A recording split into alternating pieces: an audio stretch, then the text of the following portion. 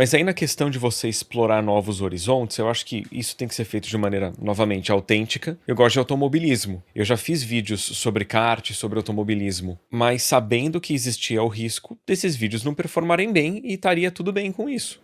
Não adianta eu mudar drasticamente o meu conteúdo e achar que o público que eu conquistei com games vai ter interesse em música ou automobilismo, que são outras coisas que eu gosto. Você sempre tem que ter isso em mente, que não necessariamente o que você fizer de diferente, de fora do que você está acostumado vai ser bem recebido, porque nem todo mundo tem que ter o mesmo gosto musical que eu, apesar de ter o mesmo gosto para games, por exemplo. O Edu, você falou de automobilismo, só que é interessante até, porque quando a gente conversa com o Doug do YouTube, da Google, né? Ele fala, tem muita gente que fica ansioso que quer criar outro canal. Ele fala, se for um conteúdo consistente, diferente do teu canal original, sim. O Edu também tinha o próprio Pequeno Sapeca, fez sentido naquela época criar outro canal, chegou mais de 1 milhão de inscritos, ficou tudo lá. Mas assim, por exemplo, quem tá no canal do Edu quer ver games, mas também gosta do Edu. Então, se de vez em quando ele posta, dirigi kart, não sei o que, fiz um negócio de automobilismo, fica legal também, sabe? Porque ele complementa de alguma forma o conteúdo. E no geral não é assim. Eu acho que as pessoas de fato subestimam muito essa relação que elas têm com o público, que o público sempre vai estar lá. Eu sei que no geral o criador de conteúdo também tem medo disso, né? Sempre está se comparando com o outro, sempre está se comparando com si mesmo de 3 meses atrás, de 1 mês atrás, de 1 ano, de 3 anos, de 10 anos, né, Edu? Acho que você acaba, seja número, seja conteúdo, e muitas vezes o conteúdo amadurece. Tem gente que tem medo de explorar. O Edu, inclusive, a gente já falou sobre isso. Quando a gente começou a trabalhar junto, aí é mérito total dele, ele começou a fazer aqueles vídeos mais de ensaios, que ele falou um pouco agora também, mas isso combina com o BRKS Edu nessa fase da vida dele. Ele é um cara cheio de maturidade, um cara que ama games, que tem os recursos para comprar esses consoles e fazer capturas e tempo, e a gente consegue, com as publicidades, fazer valer a pena pagar editor, pagar um jogo que ele vai comprar, pagar os equipamentos. Então é isso. O que eu estou interessado em criar hoje em dia? Eu uso o termo reconfigurar, mas eu acho isso muito importante na vida mesmo, assim, sabe? Tipo, às vezes as pessoas têm as próprias percepções de si do que elas eram antes, mas eu não gosto mais daquilo, eu não gosto mais de fazer isso. Muitos têm medo. E tudo bem, tem gente que muda, experimenta e se ferra e quebra a cara. Mas no caso dos Try Guys, para voltar, pelo que me lembro, eles nem estavam oferecendo mais muita coisa. Eles até botaram umas coisinhas assim, né? Mas, cara, se você vai botar por trás de um paywall, tem que ser muito interessante e tem que ser muito positivo. Eu tenho um programa que eu assisti quando eu morava no Canadá em 2005, 2006, chamado Kenny vs Penny, que são 2 amigos marmanjos, tipo assim, 40 anos, que faziam competições entre si. Começou com quem consegue perder mais peso, quem consegue ficar mais horas sem dormir, quem consegue usar um polvo na cabeça por mais tempo. No YouTube tem muita coisa que passava na época, inclusive porque a comédia deles é bem escrachada, que não pode postar no YouTube. Então ele posta o vídeo completo, sem edição, no Patreon. Aí é legal, porque você vê o episódio no YouTube, tem umas cenas que tá lá, não censurado no Patreon. Aí eu fui e paguei porque eu queria ver aquelas cenas, mas ele tá oferecendo os episódios completos pra você ver, mas tem cenas que não pode, porque senão eles desmonetizam, enfim. É isso, se você vai pedir pra alguém pagar, realmente oferece algo em troca, sabe? E no Brasil, o Davi usou, acho que num episódio recente, também é mais difícil, né? Pelos recursos financeiros do Brasil. Então, a gente tá falando no canal gringo, mas se eu fosse você brasileiro, sempre que você vai pedir dinheiro do teu público, cuidado, você vai ter que oferecer, você tá tendo uma responsabilidade ainda maior, né? O Edu mesmo fala do membro, todo mês eu recebo uma cobrança de R$1,99 do canal do Edu, falando, nada no Brasil custa mais R$2, só o ser membro do canal do BRKS Edu, porque ele bota um valor mínimo lá. Aí eu falo, o que é essa cobrança de R$1,99? Eu não tenho mais nada nesse valor. Né? Tipo, você é tão barato quanto, não tem mais nada. A gente nem abriu necessariamente membro aqui pro Debate, sabe? Felizmente a gente tá com os patrocinadores e tal, talvez seja algo no futuro, mas aí, o que a gente vai oferecer, tá ligado? A gente vai oferecer mais um episódio, a gente vai oferecer um conteúdo extra, a gente vai oferecer alguma coisa, eu não sei, isso também a gente vai reconfigurar, né? Então... Inclusive, eu queria aproveitar esse gancho aí, Vandé, pra perguntar pro Edu isso que tava na minha cabeça até agora, tava esperando ali você terminar pra eu poder exatamente perguntar isso e ficou um negócio perfeito. Se você fosse, Edu, lançar algum tipo de conteúdo atrás de um paywall, assim, um conteúdo exclusivo, um Patreon da vida, ou então, assim, houvesse uma oportunidade de você, de fato, desenvolver algum tipo de conteúdo para membros do teu canal. O que é que passa pela tua cabeça que talvez valesse a pena? Eu não me vejo fazendo isso, e eu só faria isso se fosse pra viabilizar alguma coisa que seria impossível de eu viabilizar pelo canal. Eu já tive o curso, que era uma assinatura de 1 ano, e sinceramente, hoje em dia, eu não sei se eu faria de novo, porque eu me sinto muito mais confortável disponibilizando disponibilizando as coisas gratuitamente. Eu atinjo mais público, eu faço mais diferença na vida das pessoas dessa forma. Seja diferença no sentido de entretenimento, de deixar o dia da pessoa mais leve, ou de levar informação, sabe? Porque eu sempre tento fazer os dois nos meus vídeos, né? Um mix de entretenimento com informação. Eu acho muito difícil eu tentar fazer algum conteúdo com paywall. Eu veria uma alternativa de repente, colocar num serviço que as pessoas já assinam, sabe? Netflix tipo uma da vida, né? Netflix da vida, assim, mas aí só se fosse pra fazer uma produção que eu não consigo fazer por conta própria. Mas em relação a games, o que eu quiser fazer por conta própria, a real é que eu faço. Você consegue E oferece ver pra todo mundo. e alguém tal.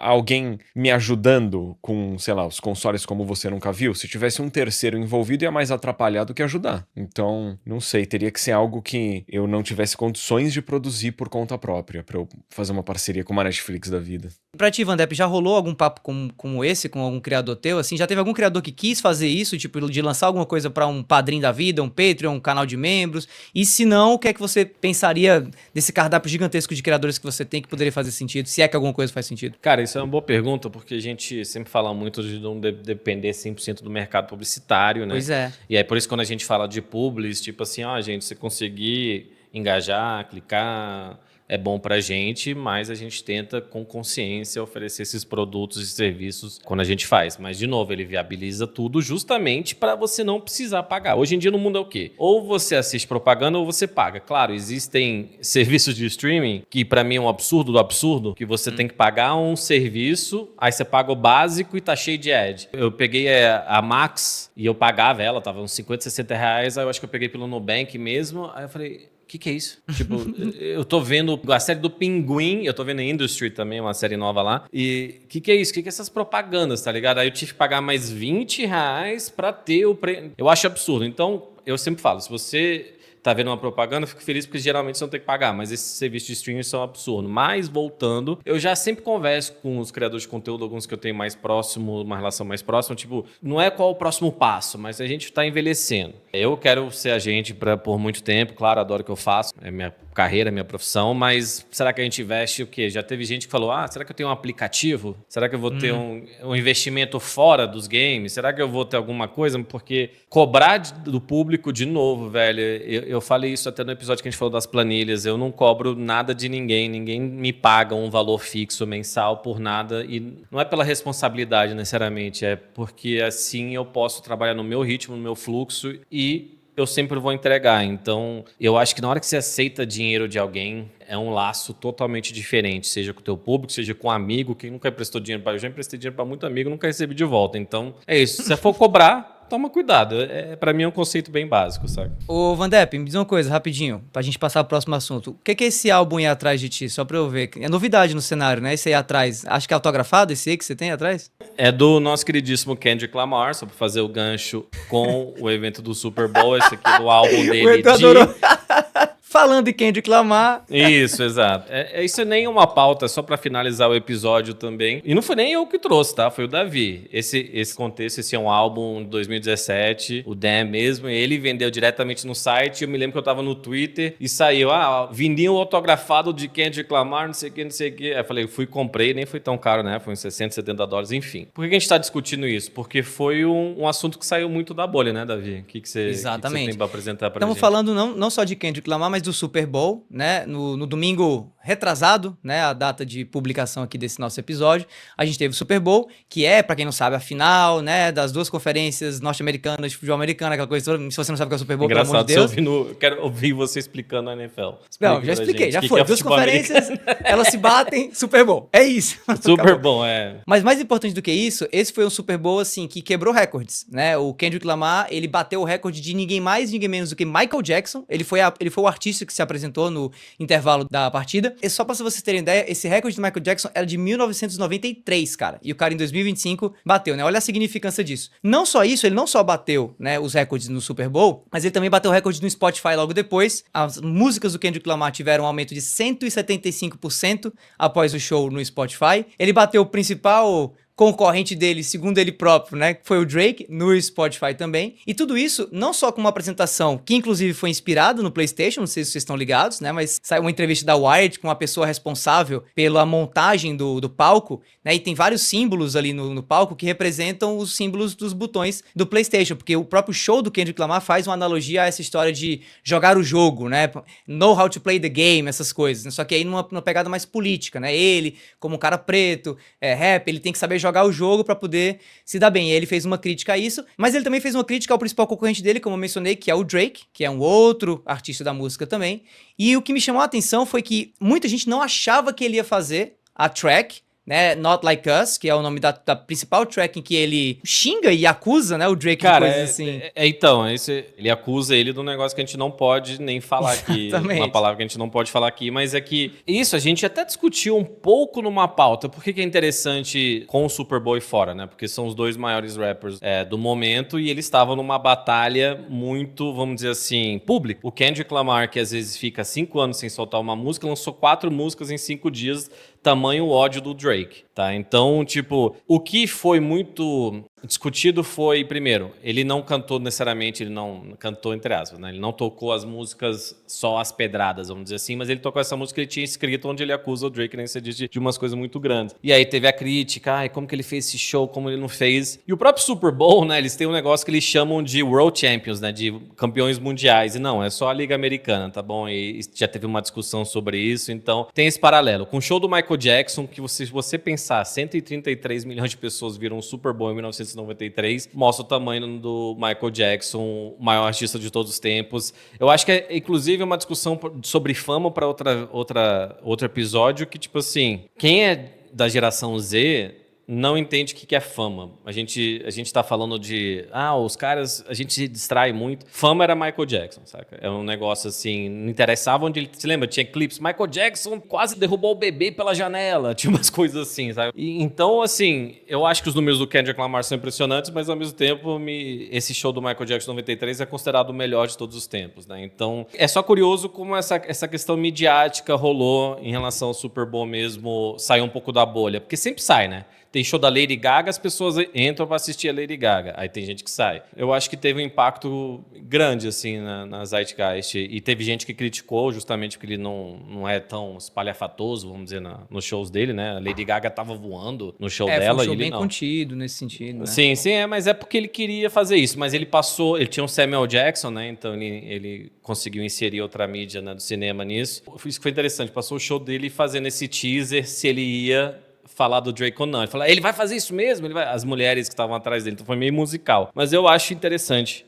Porque o XQC, que é um streamer grande, né? Mas assim, vamos dizer, o XQC não é conhecido pela inteligência. Desculpa, XQC, caso você ouça. Ele não é o streamer mais inteligente do mundo. Enfim, ele falou, eu não entendi nada do show. Justamente, uma boa discussão sobre semiótica, né? Porque o Kendrick sempre faz umas inserções. Ele tava com uma corrente que tinha um A minúsculo, né? Que é o que ele chama... que o Drake gosta de, vamos dizer, menores de idade, né? E tem uma hora que ele fala A minor, que é o Lá menor, que é o tom que ele canta aquela parte. Então são várias referências. Então a gente está falando mais de teoria da comunicação, semiótica, e eu acho que essa foi uma das grandes discussões também, de pessoas que simplesmente, não é que eles precisam entender a referência, mas entender que nem tudo vai ser óbvio, vai ser na tua cara, vai ser, sabe, tipo, um tapa na cara. Por mais que ele fala o nome do Drake, né? Ele dá um sorrisinho bem na hora. Não, literalmente fala o nome do Drake olhando pra câmera, não, mas é que na música ele fala, say doido. Drake, e ele dá um sorrisinho. Aí eu falei, Muito viu? doido. E o que me chama a atenção a respeito disso tudo é como essa cultura da rivalidade, que faz parte, eu acho, do universo da geração Z. Eu vejo, por exemplo, os streamers brigando muitas vezes, uns acusando os outros, os galera daqui que acusando gente da Twitch e vice-versa. Como isso pode estar tomando essa proporção geral. Porque eu acho que ninguém esperava que o Kendrick Lamar ia fazer o que ele fez em relação ao Drake num cenário tão público, num palco tão público, porque até essas próprias diss tracks, que são essas músicas que rivalizam e tal, elas são músicas que ficam muito mais na cultura do rap e do hip hop do que músicas que tomam outras proporções. O Not Like Us foi uma exceção da grande maioria das diss tracks que existem por aí. E aí ele foi e levou para o Super Bowl. Isso eu achei muito interessante, porque pra mim isso reflete esse momento que talvez a gente esteja vendo agora, da volta dessa rivalidade que eu acho que inclusive no YouTube, por exemplo, rolou durante um tempo, que era esses criadores de conteúdo que arrumavam essas tretas meio que de propósito, porque querendo ou não, ficava meio que uma rivalidadezinha que fazia o passe de ambos se elevar. Não sei se vocês lembram disso, isso rolou muito no comecinho dos anos 2000 e tal, depois deu uma baixa, mas quem sabe esteja voltando agora, nesse momento em que, pelo menos lá nos Estados Unidos, as coisas estão mais inflamadas. O que é que vocês acham disso? A minha visão atual, eu nem sempre fui assim e que bom que a gente amadurece. Se é pra eu falar de alguém, eu quero falar bem. Bom. Obviamente que isso não vai se aplicar com um jogo. Se eu vou falar de um jogo, é porque eu queria jogar aquele jogo. E se eu não gostei, eu preciso explicar por quê. Mas se eu vou falar de outra pessoa hoje em dia, é pra falar bem. Você não vai fazer um diss track sobre o Alan? Tá todo mundo esperando. Imagina eu um acho. rap, uma batalha de rap entre Alan Zorca e Edu. Se eu falar publicamente tudo que eu sei dele, cara...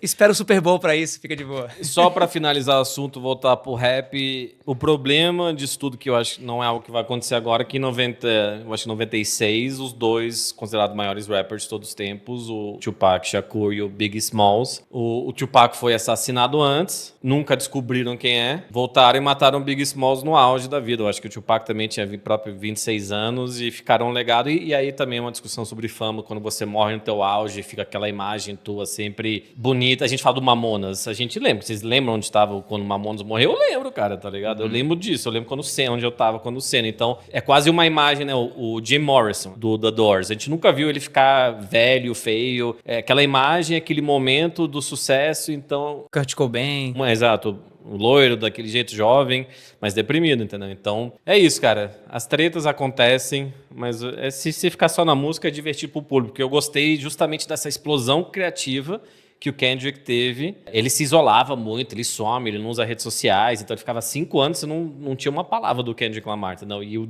ódio pelo Drake fez ele criar conteúdo e as músicas dele. Então, que bom. Continua, Drake. Galera, espero que vocês tenham curtido o episódio. Inclusive, eu vou aqui avisar e pedir perdão se eu pareci um pouco distante, é porque eu estou com uma baita de uma crise de dor de cabeça, tô resfriado, mas tamo aí. Espero que vocês tenham gostado, obrigado pela atenção de todos. Não se esqueçam de conferir Alura e Nuvem, links na descrição. Valeu, galera.